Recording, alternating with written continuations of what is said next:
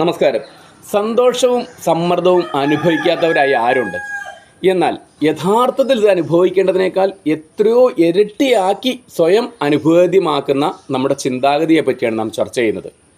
പ്രത്യേകിച്ച് സമ്മർദ്ദത്തെ പറ്റി എടുക്കുകയാണെങ്കിൽ ചില ആളുകളുടെ ചിന്താഗതി വെച്ച് അവർ പറയും, എനിക്കെപ്പോഴും കഷ്ടകാലമാണ്, എൻ്റെ ചുറ്റും നിൽക്കുന്നവർ, എൻ്റെ ബന്ധുക്കളും എൻ്റെ സുഹൃത്തുക്കളും എല്ലാം എനിക്ക് പ്രതികൂലമായി നിൽക്കുന്നു, എൻ്റെ സാഹചര്യങ്ങളെല്ലാം എനിക്ക് എതിരായി നിൽക്കുന്നു എന്നൊക്കെ. എന്നാൽ ഇതിൻ്റെ യാഥാർത്ഥ്യം പരിഗണിച്ചാൽ അനുകൂലമായ ഘടകങ്ങളും പ്രതികൂലമായ ഘടകങ്ങളും എല്ലാവരുടെയും ജീവിതത്തിലുണ്ട്. എങ്കിലും ഈ ചിന്താഗതിക്കാർ എപ്പോഴും കേന്ദ്രീകരിക്കുന്നത് ഈ നെഗറ്റീവായിട്ടുള്ള കാര്യങ്ങളിൽ മാത്രമാണ്.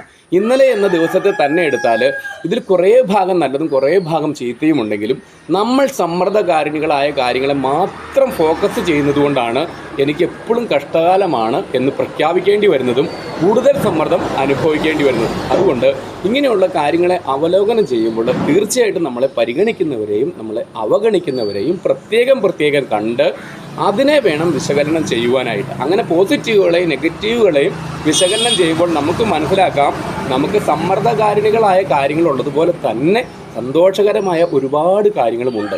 പറ്റുമെങ്കിൽ അതിലേക്ക് കോൺസെൻട്രേറ്റ് ചെയ്യാൻ ശ്രമിക്കുക, ദിവസങ്ങളെ മനോഹരമാക്കുക. നന്ദി, നമസ്കാരം.